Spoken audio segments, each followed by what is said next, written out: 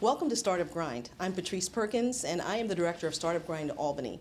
I want to tell you a little bit about Startup Grind. It is a global startup community. We are in 365 cities, and our sole desire is to educate, inspire, and connect entrepreneurs. And we do that through events like this, where we have monthly fireside chat series. We also have annual global conferences in Mountain View, California, and also in London, Europe.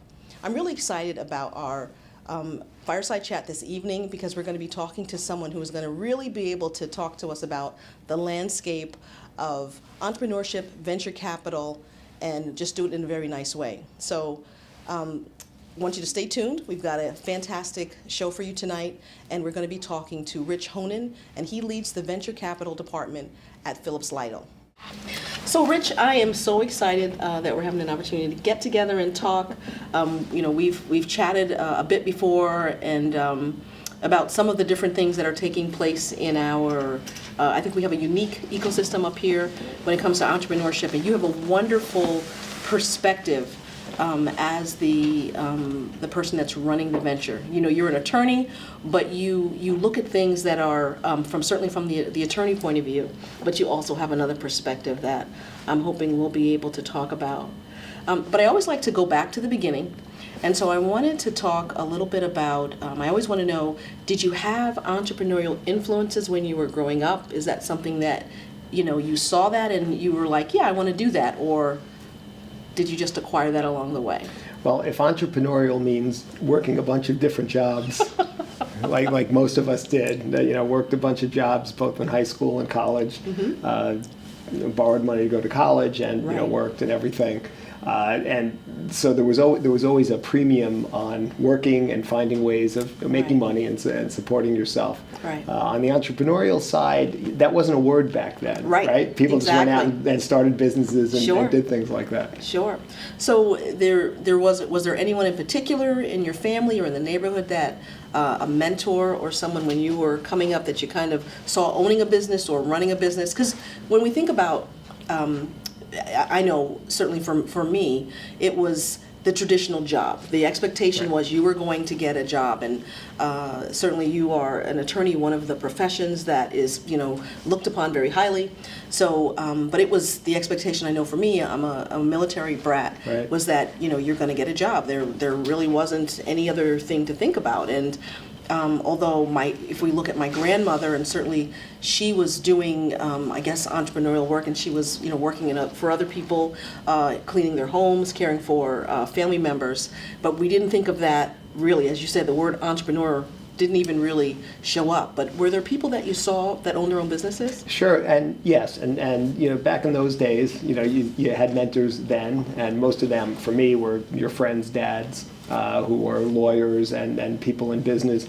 One of my friends actually, his father one day got the whole family together when we were in high school and borrowed a bunch of money and said, I'm going to borrow money and start this new venture. And he started a business that had something to do with movie cameras. They ended up inventing some new way of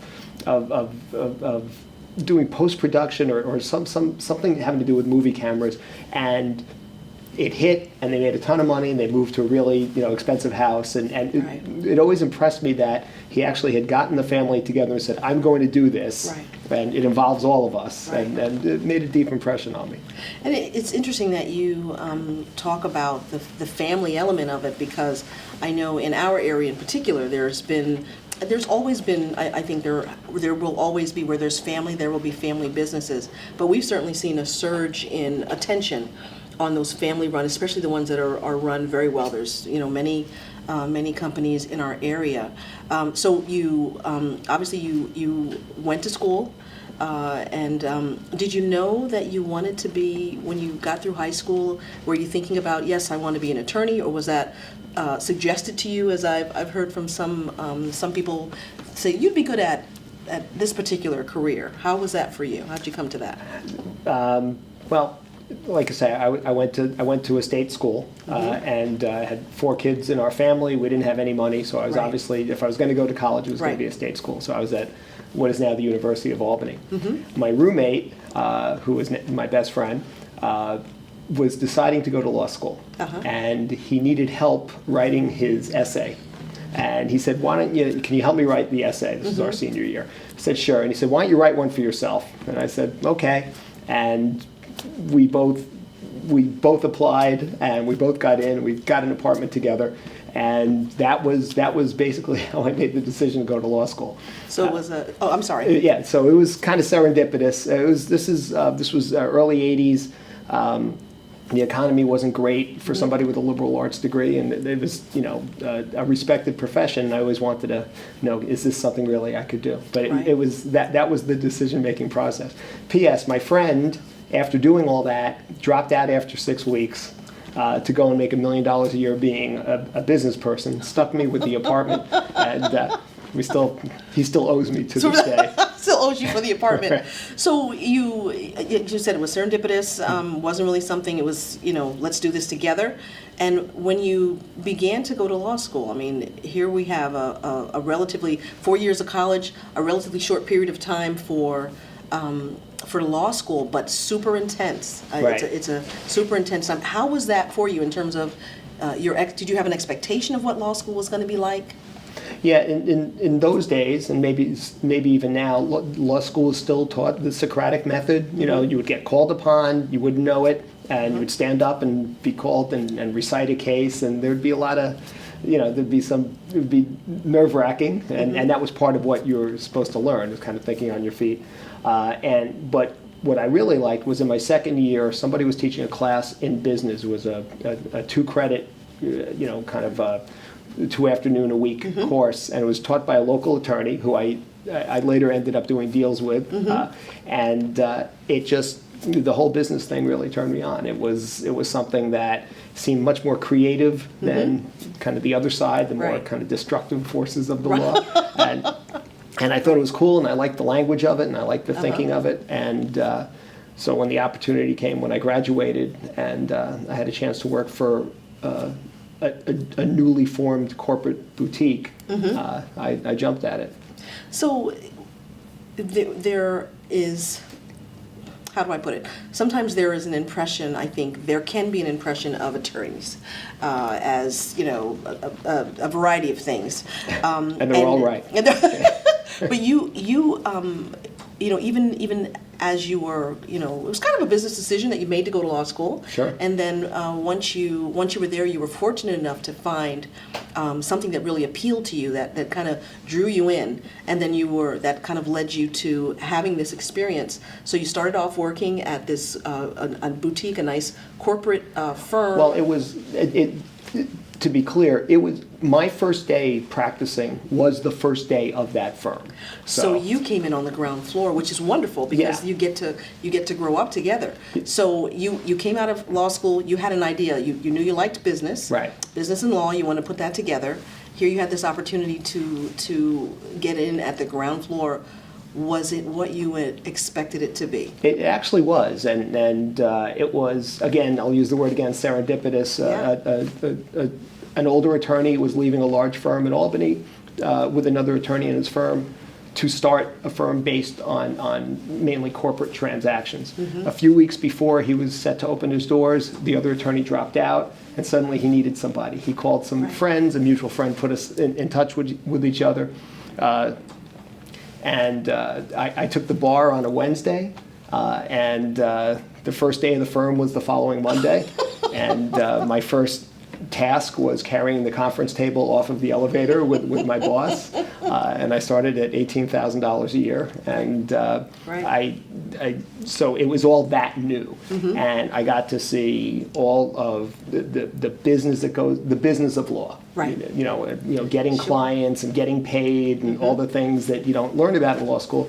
But it was great right from the beginning. It was 1,000 times more interesting than law school. Sure. I was thrown into business deals. I was doing litigation, and because it was just me, I got to kind of grab everything. Right. So you really had a wonderful experience that perhaps a new attorney in a larger firm might not have had the opportunity to do all of they might have been required to specialize, but you really had an opportunity to explore many aspects of it. Right, and also explore the whole, it became very obvious, and it would, not just to me, it would have to anybody, that the business of law is the business of bringing in clients. Mm-hmm. You know, it's law firms are fond of saying we're professional organizations, Right. and I always say no, we're not. We're sales organizations. We're all salespeople. Actually, we're all commissioned salespeople, and so I learned quickly that the people who brought in the clients were the people who had a significant degree of control over their own lives. And also in a small firm, you got to move up quickly. I was the only lawyer for Sure. a while. I became a partner 4 years later, got my name on the door, and Wow. then 5 years after that, I bought the place. And, Wow. and then I ran it myself. Wait, we have to slow down. you're just, and this is what I notice with successful business leaders. You become so accustomed to being successful. Once you get it down, and you go from success to success, milestone to milestone. But what you just said is just absolutely amazing, not just for an attorney, but in any who comes into a company. Wonderfully ground floor opportunity. Right. You were able to grow with the company. But 4 years after that, you were a partner, and then 5 years. So we're talking 9 years from the time that you carried that first conference table into that office. You owned the company. Yeah. So unheard of. 9 years out of law school. Yeah, I So think- let's that is pretty amazing for any business at all, but certainly for an attorney. Well, I think the amazing thing was that I was presented with the opportunity, right? I think that anybody, with that would have taken that. It was nice. One of my goals was I wanted to have my name on the door before I was 30, and I wanted to. When I went for my first interview, the first thing that my prospective boss said was, what do you want to do in 5 years? And I said, I want to do what you're doing. I want to have my own firm. So Right. when the time came to buy him out, I went and did that with another lawyer in the firm. Then we ran the firm for 10 or 11 years and then became part of the firm I'm with now, Phillips Lytle. We became the Albany office of this 175-year-old firm, Right. Large regional firm. Right. And it didn't. I think the lucky part was having the opportunity. Right. I don't think I did anything special in accepting the opportunity. Right. I think anybody else would have also. To that, I would say, I believe that the opportunity was created from your work ethic, from the way that you approached you.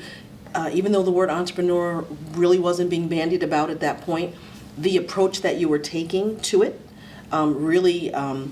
You embraced this not as a job, as many. It's like, I've gone to law school, I've done my time, I want to find a big name law firm, I want to go in there, and it doesn't matter really if it takes me a while to be, because I'm going to get the big bucks. Right.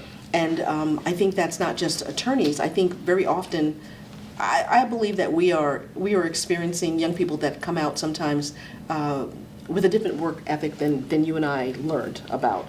And so when there is a focus on dollars as opposed to value add, whether that's to the company or to the clients, then that creates, I think, a certain, you say that you were presented with an opportunity. I would suggest that because of the work ethic that you brought and how you managed within that company, that I don't know that opportunity would be offered to everyone. Well, maybe. I think that what it did, I agree with what you say, and I think one of the things it taught me was, if you want to say I went through an entrepreneurial process, it sure helped when I decided that I would start trying to appeal to these Sure. entrepreneurial kind of startup companies. Sure. I knew what they had been through. Sure. I'd had when I bought the firm, Sure. I remember coming home and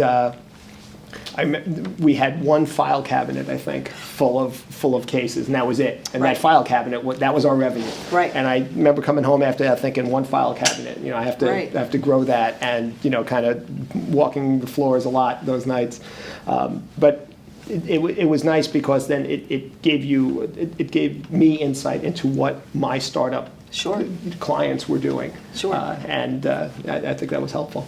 One of the things that I know about you and that you are known for is really being one of the first firms, one of the first attorneys that not just took an entrepreneurial approach, but really the model of giving away Giving information. Yeah. There is I think sometimes in some cases a mindset that attorneys they have an extremely high hourly rate, and have to be kind of positioned to be able to. But you turn that around, because that's what startups need. They have a need for good advice. Don't always have the means to pay for that. So talk about how that even came to you, and it's turned out to be very successful. Well, the way, and you're right, at the end of the day, but you're giving away time. The way it came to me was, if you're going to talk to people and try and talk to them about their legal needs, part of that conversation is they're going to ask you questions, you have to give them answers. And I thought that the more I could engage in that conversation, hopefully the more they would be, if not impressed with the answers, at least they would say, yeah, this is somebody who I could trust, with their advice. So I felt to me it was kind of an extended interview. Right. So I felt that would be helpful. The other thing was, at the time, my time was kind of less, I'm not going to say it was less valuable, but I had time, right? I was working, and whether I worked 14 hours that day or 16 hours that day or Saturday or Sunday, I figured I had the time to give. I would get my work done, and then I'd meet with people for breakfast or something like that. And so that, and that's how you build rapport with people, and then they would eventually come in. The other part of that was that you had to have a little bit of confidence and a little bit of patience that, the first time somebody comes to you, it's not going to be, a $100 million M&A deal. It's going to be for something small because they want to see how you do. And so you just try and, have some patience and build on that. So it sounds like in that model that you created, not just the model of giving away information, really kind of with the hope that as that company grew, as a relationship, you build the trust, you build the rapport, and that as that company grows, that when they are in a position and they need more complicated, more complex help, they're going to think of you and come to you. But it sounds like you also created the model of non-traditional business hours. Well, I will say, look, lawyers have, from time immemorial, lawyers have always worked a lot. I think the non-traditional part of it was that we actually made part of our business model this whole idea of giving away advice. And when I started getting more involved with startup companies, we saw a couple of things. First, these were people, they were startups, they didn't have any money. So one thing I liked about it was I didn't have a lot of competition. The other lawyers in town were all looking for people who actually had money and already had revenues. And so and also the people were younger, I was younger then, it was kind of more in my demographic. But the other thing we were learning was Albany as a region was getting a little neglected in terms of getting venture capital dollars, angel capital dollars, and just kind of being known as an entrepreneurial town. It's a government town. And it was to everybody's interest to raise kind of the awareness of the whole ecosystem of things like, what does a venture capital term sheet look like? What happens when you start a company and somebody wants to invest? What's the relationship between the startup and their investors? And the more that we taught people that, and the more we had conversations on that, the more we raised the entrepreneurial IQ of the area.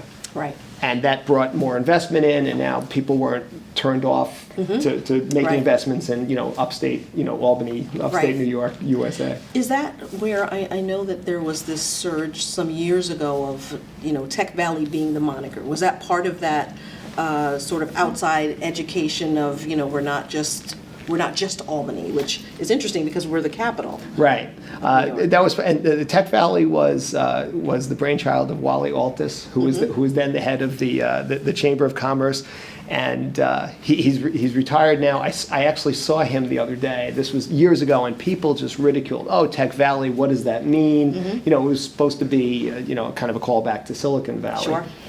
And he took a lot. He got a lot of, I won't say abuse, but he got a lot of teasing about that. And he pushed and persevered. And I saw him at an event, and I tapped him on the shoulder. I said, "Hey, this whole Tech Valley thing is never going to catch on," because he'd heard that for 20 years. And yet now it's almost ubiquitous. Yeah, it is. But so there was, there was the sizzle, but we had to have the steak as well. And I think the steak was, educating entrepreneurs and having them being able to have intelligent conversations with people from out of the area. Because we did have a couple of times where we would have a venture capitalist from New York City or from Boston would come into town and would proffer a term sheet, and if the entrepreneur really didn't know what that was about, or if their attorneys really didn't practice in that area, that venture capitalist would say, I'm not going to spend time in that area. Right. Okay, they don't know what's going on, and then that word would get around. Right. So once we were able to kind of connect those two things, the actual substance, things really started taking off, and it was good for the area. And obviously, one of the reasons we did it was it brought a lot of business to us. So, Rich, another one of the things that you are known for, you in particular, and also Phillips Lytle, is you're not just a mentor. You are I think it stems from the manifestation is the model that you have of let's educate, let's give this information. But you are a mentor. You are, as you talked about the term sheets, that is actually something that was important enough. You felt that it was important enough for people to understand on the startup side, so that they weren't blindsided by a misunderstanding. But again, increasing the awareness. So that we would begin to get in interest, so people wouldn't think that we were a podunk town with very unsophisticated government town, right? Yeah. Very, very unsophisticated. So again, it was something that you obviously well versed in and able to and create that. So you really have always had an eye to what was kind of coming on, and been able to develop and present these packages almost. If we think, I'm very much in the business mindset of the different offerings. Right. And so you always have been able to, what things that you might expect to see from a more traditional business, perhaps not from, you wouldn't necessarily see that from a lot of attorneys or law firms. Yeah, I think law firms, we do get tagged a little bit with, we are traditional, and we're sometimes populated by traditional people. Again, you ask a lot of lawyers, again, what kind of organization is this? And they'll say it's a professional organization. And the idea is that, and again, I think it's a sales organization. Right. And there's some thought, I think, among some attorneys that going out and actually asking people for business or, marketing yourself, that took a long time to catch on among lawyers. Right. But, back in those days, in one way it was harder because nobody was doing it, but another way, it was the blue ocean. They talk about the whole blue ocean strategy.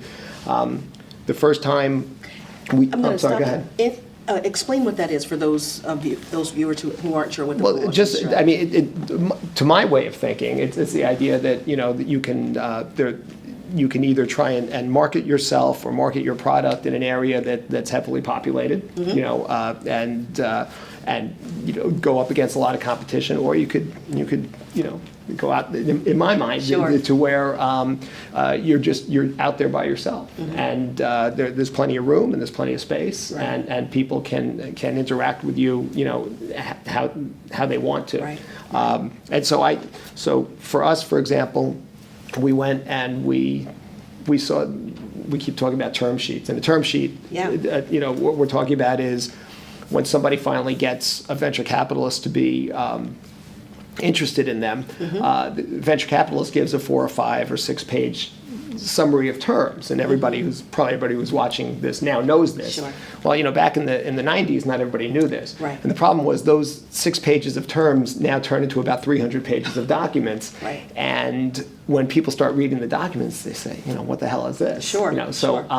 It was that disconnect that was giving our region some problem, and we wanted to bridge that disconnect. So we went and we developed a presentation where we went through the parts of a term sheet. I would kind of explain them, and I had an actual venture capitalist explaining why these terms were important to him, and I had one of my lawyers explain why what about these terms was important to the company. And so we would say, here's the term, here's what it means, and then we would kind of have a dialogue about why each side needs it. Right. The first time we did it was at Rensselaer Polytechnic Institute, RPI, which had a very, very vibrant incubator back then. And they said, we'll put this on for a couple of people. And we walked in, and there was 100 people in the room. Sure. It was packed. and we realized then that there was Right. a need for that. Well, and that raises a question for me. Certainly, people are more versed, more informed. Very much. And there are always new startups that are coming to the table that are fresh. Do you think that there still is a need for that? Do you still think there's a need for, it was something that you put on at that time, but a need for that similar awareness? I ask that because sometimes I encounter startups or those wannabes who are interested in starting a company, and they're naive about what it takes, whether it's the customer discovery and you really have to test that idea before you. Right. But so do you think that there could be a revamp of the? Well, there has been. I would say what we've done, at least what we've done here, is we've kind of moved along. We now still do the same education process, but we've moved it to a later stage of evolution of the company. Mm-hmm. So now, anyone who wants to be an entrepreneur can go and Google a couple of terms and find out all sorts of things about how do you start a business, and what's an LLC, and what's a corp, and what is preferred stock, what's a convertible note, what's a safe, for our friends on the West Coast, and you could learn. That's all available, right? Which is great. I mean, that's part of. So obviously, what we were doing, lots of other people were doing as well. Sure. And so now there's those resources. I think where people do need some advice and can benefit from maybe some more experience is exactly what you're talking about. Okay, so now I know all this and I have my business. Now what do I do? And so what we've done is we spent a lot of time. This week I probably will sit with 6 different companies who are not clients, and they will run through their business plan. They bring their deck. Say you got 15 minutes, do your pitch, and we let them go through it, and then we critique it, and both in form, as well as substance. Why is this your vertical? What's your distribution chain, things like that. So we're still doing the same thing. We're having communications, but now it's at a much more mature stage in the company because the entrepreneurs are more mature. Right. They now know all that formative stuff, which I think is a great thing. And I think it's so important as we talk about education there is so much information that's available that is readily accessible before. Right. Where it wasn't. You as an educator, I know that you have done. You've actually done some teaching. You lecture frequently. Right. In addition to the informational sessions that you do here in the office, you are also well known as a speaker for our local NPR affiliate. Yeah. So folks can tune in and they can catch that. But talk about how that came to be. Well, I started off, this is our local NPR affiliate is WAMC, WAMC.org.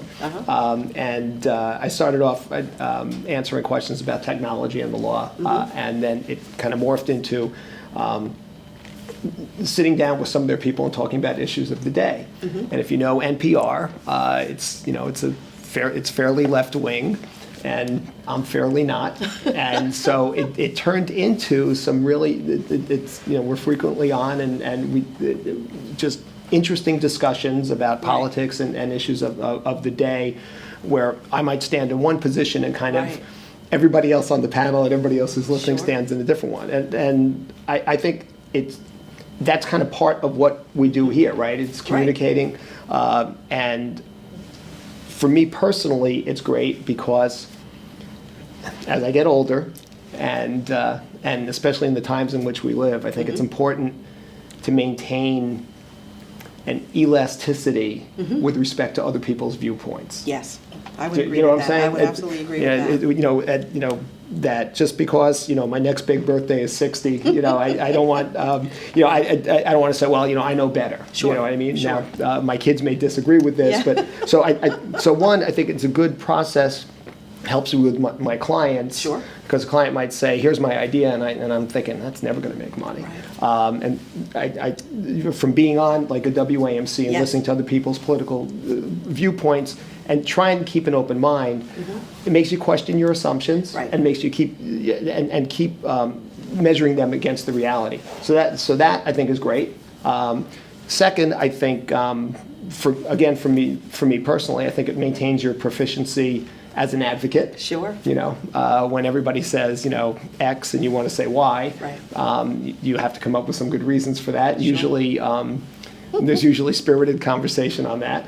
And the other thing, I'll say this, I think it's, I'm not going to say it's a public service, but I think it's Yeah. important in these days to have reasoned, intelligent, civil conversation about Agreed. important issues. Agreed. That's something that we've gotten a little over passionate. Yes. And so I Yes. so I think that's important. Yeah, I agree. And that's wonderful. So, I keep saying that you have become, and you are very humble.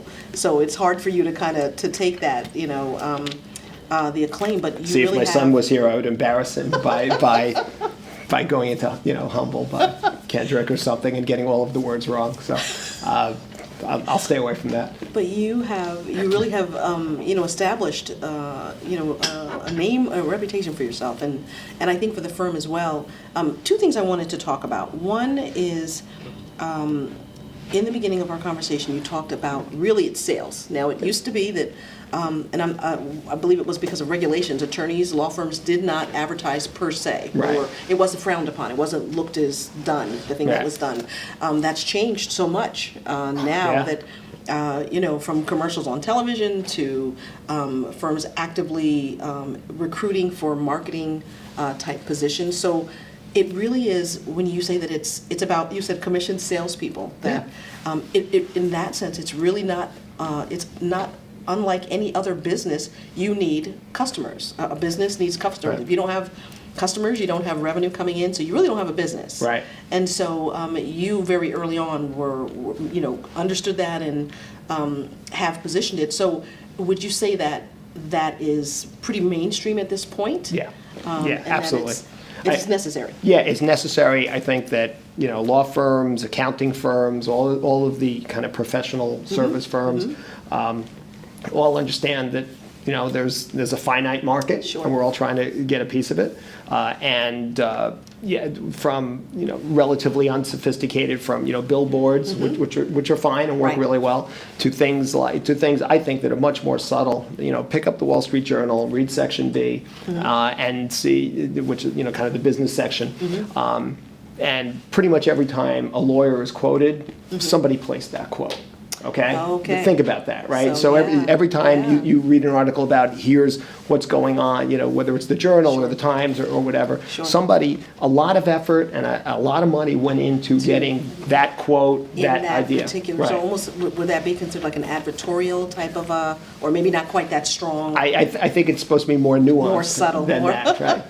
Well, when you say that, then if we know that there in any given geographical area there are a lot of any particular type of an industry, so how does one go about differentiating? Well, in the beginning, and this applies to everybody, and it applies not just to personal services, but to Sure.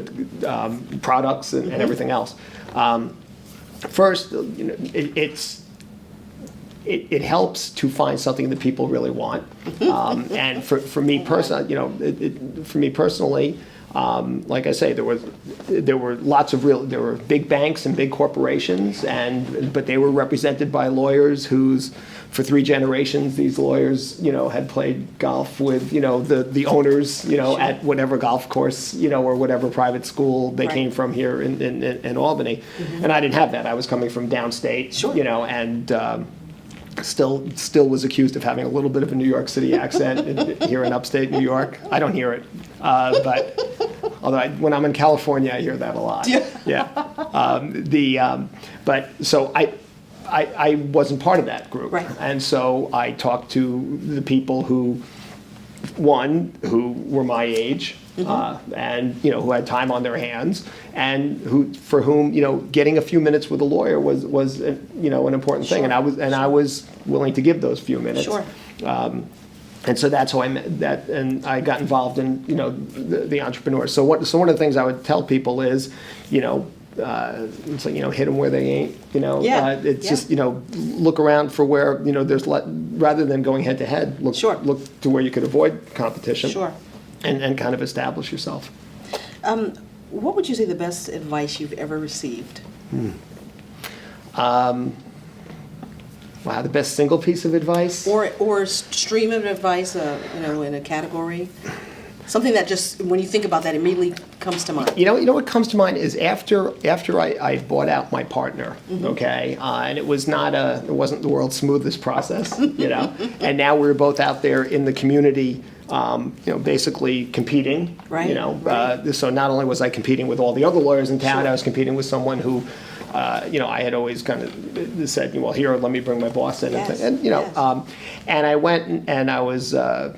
And I was talking to a client and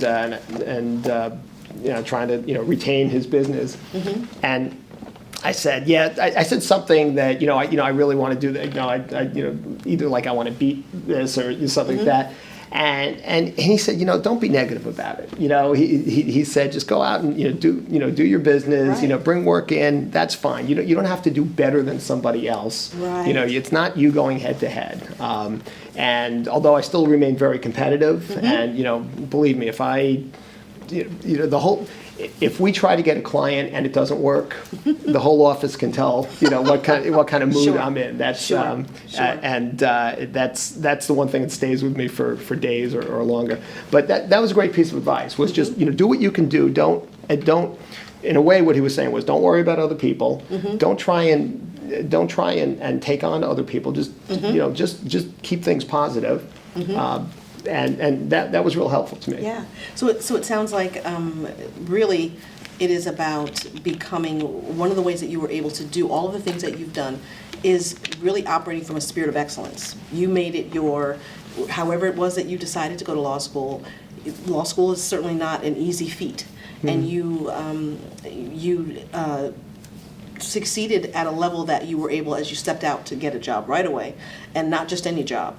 And that's that excellence that you've shown, that spirit of excellence, and really a giving spirit, a willingness to not, what am I going to get out of this? Because ultimately you desire to have that, but really the first approach is, how can I help you? Right. And those seem to be those things really for someone to focus on becoming excellent at whatever it is that they're passionate and right. expert, and then. Like you say, remaining positive is key, because that we're talking about the mindset thing. But what you say there, that's then being excellent at something. That's the one step that you really can't skip. Right. Okay. Yeah. And I'm not saying at least you have to be good at at some point your product has to work. Yes. At some point your service has to be of value. Right. At some point there's got to be a value add there. I think that's a starting point for everybody. Sure. And I tell all the young lawyers, they're all younger, all the younger lawyers in the firm, when we talk, when I'm asked to talk to them about business development, I say, well, you can get a lot of business without leaving your desk if you're really good at what you do. Sure. So start with that, and then it's just a matter of communication after that. Now, you are a mentor by name, by title, Right. but also not so much that. Was that because you had really good mentors? Yes, I always yes. There were always some, usually older people who gave me some really good advice, and again in the beginning it was friends, fathers, and that advice might be in those days it was limited to don't do stupid things, Right, right. but which helped. It's very important. Keeps you around. Right, exactly. And then along the way, I think you and I have had this conversation before, but I think that is one of the big strengths of our area, Yes. of the Albany kind of ecosystem. Yes. And whether you're talking about startups or not, Sure. there is really a spirit of mentorship, and there's always people willing to give of their time, and both from when I started practicing back in Yeah. the mid '80s, Yeah, and I think that's a real strength. I think that's the strength of the entire upstate New York entrepreneurial ecosystem. So I benefited from that, and also as a parent, you spend a lot of time trying to have your kids avoid making mistakes, so, and that's really kind of what you do really as a lawyer, and especially as a lawyer for entrepreneurs. You want to let them go, let them run. You just want it, you just want to make sure that they're not running just a degree or two to the right. Is all you need to do. So we try and the other thing I will say is that you hear this all the time. Mentoring's not a one-way street. Sure. Okay, so you get to you get to talk to usually younger, really smart, really creative people who make you question your assumptions, who make you question your own experience in a good way. Who will have a back and forth with you. And I think you get a lot. I personally get a lot out of that. Mm-hmm. There definitely is a return on that. Oh, absolutely. So, what would you say as you're working with a lot of less experienced on a lot of startups and attorneys? What's a piece of advice you could give that is just a pet peeve for you that you are like, oh my goodness? I think, again, let me say that in a positive way. Yes. Okay. I think one of the big, I started this by saying, I took this class, this business law class in law school, and I loved the whole, it was this whole new language, and Sure. to me it seemed so complex. Yeah. And, I really I wanted to understand what the Wall Street Journal was talking about. Yes. But now what I tell people, and I say this when I go to Albany Law School. I was just at a great seminar for women of color in technology, which was terrific. And I tell everybody the same thing, which is business relationships are personal relationships. All of the same things that went into your relationships when you were in high school, okay, whether it's anxiety, insecurity, baggage from other relationships, right? All those things. Those all go into business relationships as well, right? If you're dealing with somebody on a business level and you just don't like this person, after a while you need to stop making excuses as to why you are still with this person in a business relationship, right? Sure. And so the takeaway from that is go with your instincts. Right. If this is how you would, if this wouldn't work. If this is how you would handle something in a personal relationship, this is the same. You should handle it the same way in a business relationship. What would you say? And that actually brings me to culture, because I've walked into many law offices as an employee, as someone that was seeking help, Right. and there is you get a sense, you get a pretty quickly. Yep. And this is kind of a two-part thing. Phillips Lytle is a distributed firm, so with locations in different places, and there's a culture, there's a company culture, and then often there's an individual flavor. Yep, absolutely. And the flavor that is it's a very pleasing, it's a very comfortable space that you've created here. From you can tell pretty quickly. When you answer the phone, you call and you have someone that answers the Right. phone, and that, would you say that is a reflection more of you and the Albany footprint, or does this kind of speak to Phillips Lytle? I think I'd like to think it speaks of all of Phillips Lytle. And one of the things, when I first came to the firm, we worked very hard, and I was only at the firm for a few months when the firm it included me in a big strategic, we did a big strategic planning process. We did a strategic overhaul of the firm. We changed the way we managed ourselves. And I really liked the fact that as a newcomer to the firm, I was involved in that. But one of the things we did, and I think the companies everywhere have to do this, is there's a company culture, there's an ethos, there's the way you want to do things. There, for us, there's the Phillips Lytle way, and it involves, excellence, and it involves timeliness. It's funny, but you ask most people what they want of their lawyers, most of them will take speed over accuracy. On a good day, we try and provide both. Right, right. But the other thing was also letting people within that, let people be their own individuals, and letting offices be their own. So, our Buffalo office is our headquarters, for example, and things, at a headquarters, and it's a huge office, and it's one of the biggest firms in our home city of Buffalo. And here we're a relatively small office, but we, our Albany office has, a different, Yeah. a different kind of Vibe. karma about, a different vibe about Yeah. it, and that's fine. And I think that is the sign of a strong organization when you have kind of a central ethos, but then people are allowed to do their thing. And the same as in any company. Right.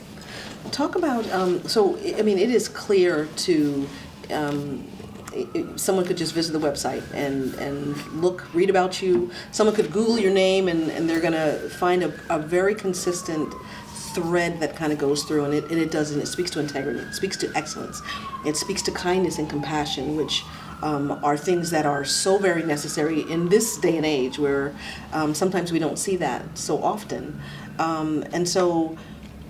That is something that I think that is a part of who you are, something that's created. The culture piece of it can be created. We think of a culture, so culture could have two meanings, right? Like in a lab, Right. there's a culture that's developed. Right. For an organism.